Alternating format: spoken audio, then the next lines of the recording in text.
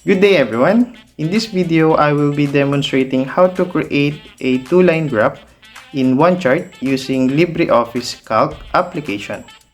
By the way, I am P. Cabaltica, taking Masters of Science in Animal Science at Central Luzon State University.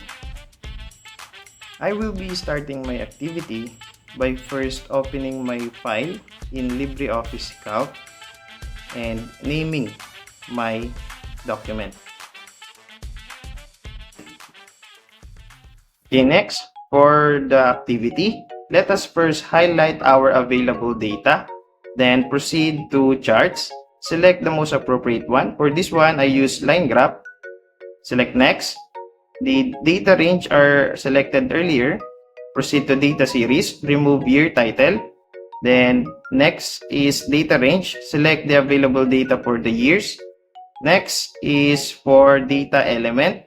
Place the title of the table or the graph being created. For this one, Philippine population from year 1955 to year 2022.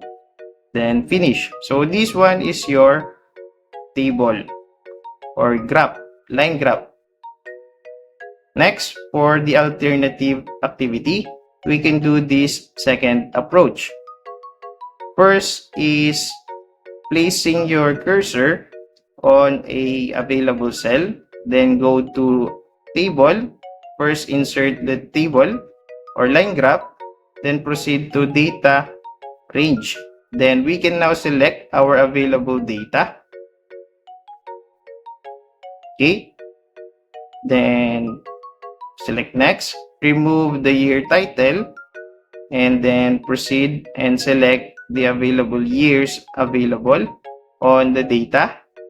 And then next is proceed to chart elements and place again the title of the graph we are creating.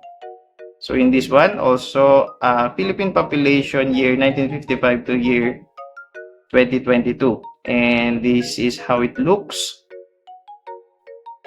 our line graph. Thank you for watching.